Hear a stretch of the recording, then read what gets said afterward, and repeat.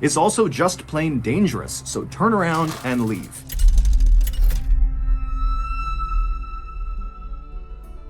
Every fall, when the leaves start to turn colors and the weather starts to get cool, people flock in droves to their nearest coffee shop to order a pumpkin spice latte. And every year when I see this phenomenon occur, I think to myself, how hasn't anyone started a seasonal eel teeth and milk sandwich restaurant?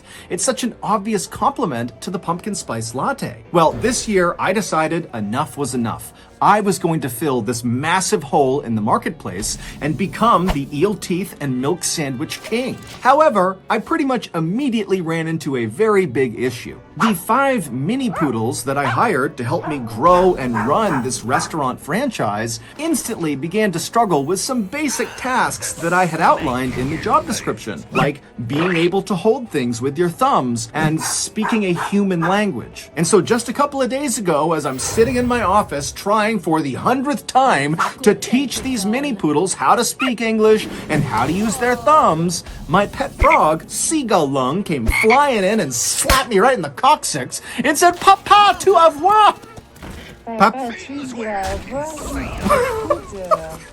Papa, tu devoir ZipRecruiter, which of course in French means, Dad, we need to use ZipRecruiter. And boy was old Lucky, right?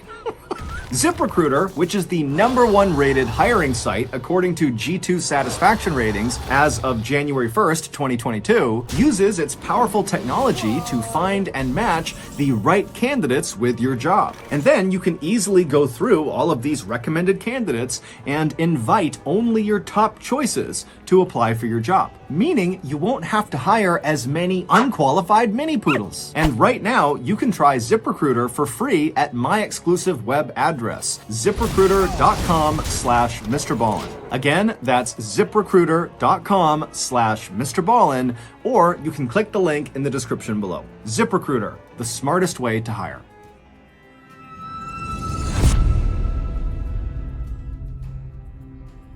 As Raquel and David are staring at all these signs and this fence, they see, not far from the path, somebody had clearly bent 2 of the fence posts and created a narrow gap in the fence that you could slip through. And so from David and Raquel's perspective, that looked like the way other trespassers must have found their way up to the bridge, and so it must be safe. And so once again, the couple disregarded all the warnings. They made their way over to this gap in the fence, they both slipped through, and they kept on walking up the hill. Just a couple of minutes later, they reached this clearing, which was at the top of this hill, and once they were in this clearing, they were able to turn, and they could actually see the bridge. It was only a couple hundred feet away from them, and it was totally intimidating.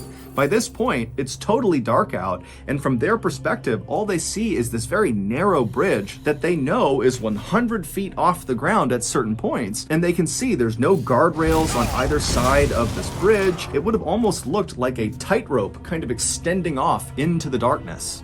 But even if the couple was really intimidated by the sight of this bridge and with all these warning signs before it, they were able to put their fear aside and just keep on going.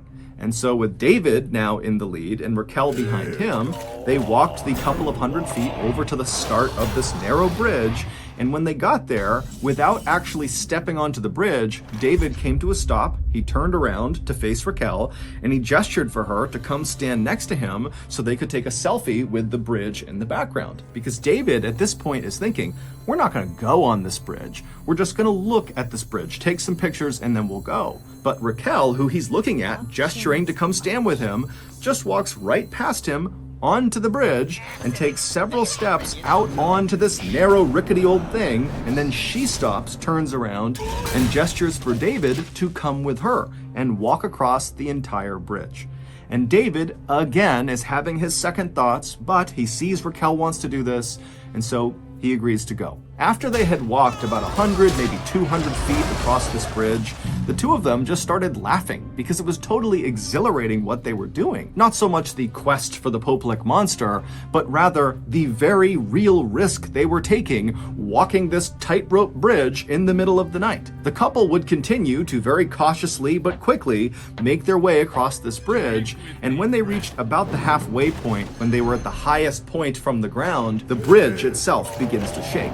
And then from behind them, they hear this loud grinding sound. And so the couple, they whip their heads around and they see there are these two bright glowing lights that are looking right at them all the way on the start of the bridge. And they realize it's a train. When Raquel and David walked up that dirt path and snuck through the fence and reached the top of the hill and could actually see the Pope-Lick Trestle Bridge, they would have also seen the train tracks in the hillside that clearly extended onto the Pope-Lick Trestle and went across the bridge. This was a train bridge. They would have seen that. But it's assumed that the couple, who didn't live in the area and so didn't know much about the Pope-Lick Trestle, it's assumed they thought, well, this is a train bridge, but it's got to be abandoned. It certainly looks abandoned, and it does. It looks totally old. It does not look active, even though it is. Or the couple thought, well, this is just an old train bridge. It might be active, but surely no train is going to come through anytime soon. We can get across the bridge before a train arrives. But, of course, they were wrong. When the couple turned around and saw these two headlights bearing down on them, they quickly realized they would not be able to outrun this train. The train's clearly trying to stop. It has seen them. It's hitting its brakes. It's sounding its horn, but it's just clearly moving too quickly. So they cannot run to the other side to safety. And because this bridge was meant for a single train to pass through, there was no other track they could just jump onto to avoid being hit. And there were no walkways on either side of this railway. And so literally all they had was the track that this train was going to cross over, and they were on it.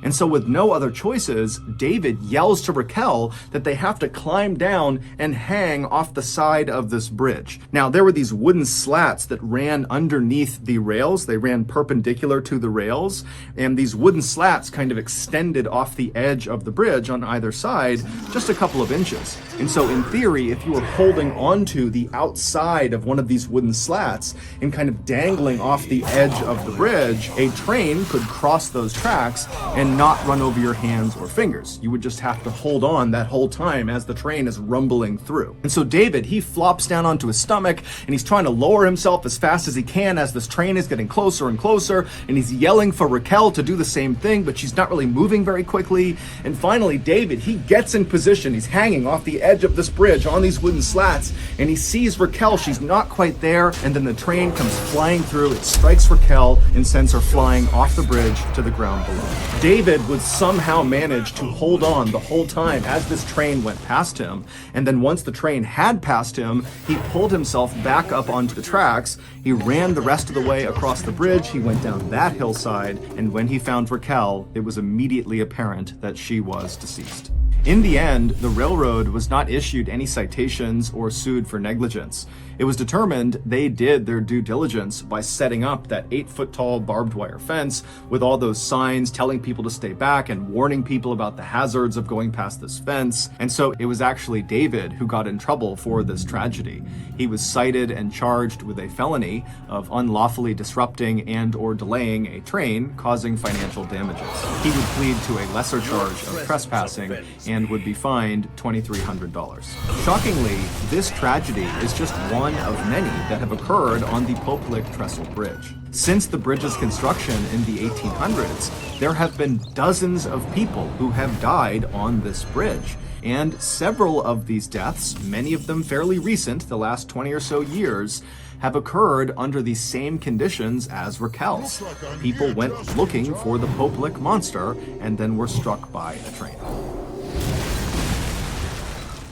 So that's going to do it. If you got something out of today's episode and you haven't done this already, please offer to do the like button's dishes, but be sure to leave the cups and bowls right side up in their dishwasher. Also, please subscribe to our channel and turn on all notifications so you don't miss any of our weekly uploads. We now have a podcast called the Mr. Ballin Podcast that puts out brand new exclusive stories on Monday mornings, and on Thursday mornings, we put out remastered audio of our best YouTube videos. That podcast is available on all platforms right now, but in just a couple of days, on November 1st, 2022, it will only be available on Amazon Music.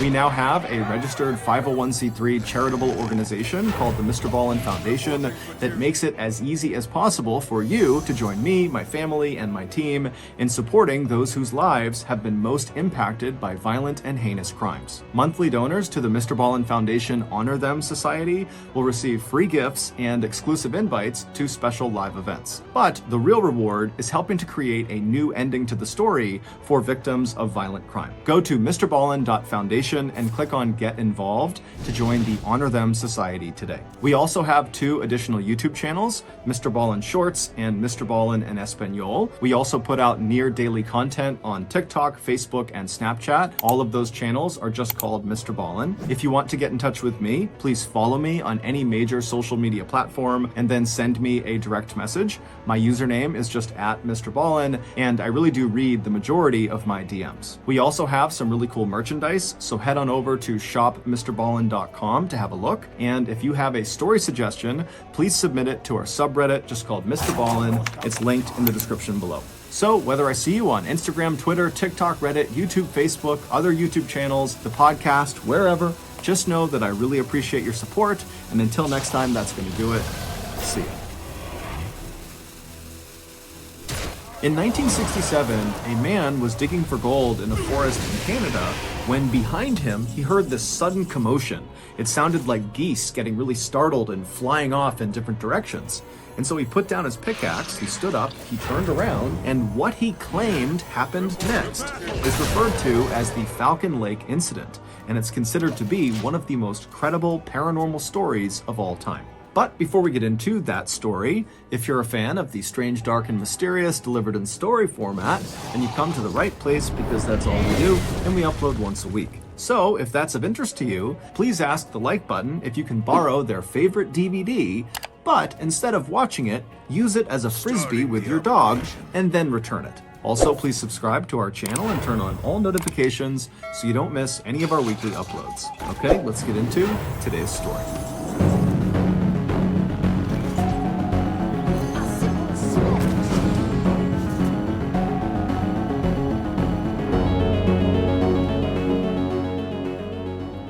Just before 11 p.m. at night on May 20th, 1967, a 50-year-old man named Stephen McCulloch staggered into the Misericordia Hospital in Winnipeg, Canada. Stephen was so physically weak that his oldest son, Mark, was there with him, physically holding him up, carrying him into the hospital. When the nurses at the front desk saw the pair walk in, they immediately got up and walked around their desk over to these 2 guys and said, "Hey, what's going on? What's wrong with him?" And so Stephen at this point is so uncomfortable he can barely talk, but he takes a deep breath and then he tells the nurses that earlier that day he had been burned on his chest and stomach, and now he had this blinding headache and he was so nauseous and he could barely walk. The nurses knew clearly this is an emergency, and so they quickly ushered the pair down the hall to an exam room, and then a couple of minutes later, doctors came into the room and they asked Stephen to show them his burns. Stephen, who was already lying on his back on the exam table, slowly reaches down and grabs the bottom of his shirt and he lifts it up, and the doctors are stunned at what they see on his stomach. There was a very strange burn pattern that none of them had seen before. And so the doctors, they move in to get a better look at his injury, and as they're staring at it, they ask Stephen to explain how he got this burn. Now, what the doctors didn't realize is that Stephen was very conflicted. He knew if he told the truth about how he got this burn, then he would open himself and his family up to ridicule and skepticism. But as he's laying there and the doctors are waiting for his answer, he finally decides that the right thing to do here is just tell the truth. And so he takes a deep breath and then tells the doctors what happened to him. And by the time he was finished telling this story of what happened to his stomach, the doctors had stopped looking at his injury and instead were just standing in the middle of the room staring at Stephen with eyes wide and their mouths open. They were all literally speechless. Within 24 hours, Stephen's story had made news all over the world, and his story had attracted the attention of numerous US and Canadian secretive government agencies who were keen to interview Stephen one-on-one to really find out what he knew. In short, what Stephen claimed happened to him, dubbed the Falcon Lake incident, was a very big deal. However, the farther this story went and the more people that heard it, the more people started to question the validity of this story. It just seemed too unbelievable that maybe Stefan is just lying or this is a hoax. And so before I tell you Stefan's actual account of what happened at Falcon Lake, I'm going to give you a little context about who Stefan was prior to the incident. Because ultimately, Stefan's credibility in your eyes will determine if you really believe what happened to him. Stefan was born in the early 20th century in Poland, and when World War II broke out, he was captured by the Nazis and put into one of their concentration camps. It was called the Gross Rosen camp, and it was located in Poland. During his time at that camp, Stefan would bear witness to the Nazis perpetrating some of the worst atrocities ever committed against humanity. In total, approximately 125,000 people were held prisoner at the Gross Rosen camp, including Stefan. And of those 125,000, 40,000 of them would be killed, primarily on site at the camp, or on a Nazi-led death march. After the camp was finally liberated in early 1945, Stefan worked as a translator for the US Army, helping them continue to liberate other concentration camps across Europe. But by 1946, Stefan was ready to leave Europe and start a new life somewhere else and put World War II behind him. And so he and his wife, who also was held in a concentration camp during World War II, fled Poland with their 3 young kids and resettled in Winnipeg, Canada. And for the next 20 years, the Macaulayks lived a very peaceful life. Stefan would find work as a mechanic at a cement factory, and his wife and his kids would make many friends and fall in love with the Winnipeg community. However, the Macaulayks' life would take a sudden turn for the worst on May 20th, 1967. That was the day of the Falcon Lake incident. Stefan was a very passionate amateur prospector. A prospector is someone who searches the earth for mineral deposits, usually gold or silver. Stefan would spend much of his off time traveling all over Canada to different wilderness areas to basically hike around the forests and up over the mountains, stopping to hack into the earth with his pickaxe in hope of discovering treasures underneath the surface.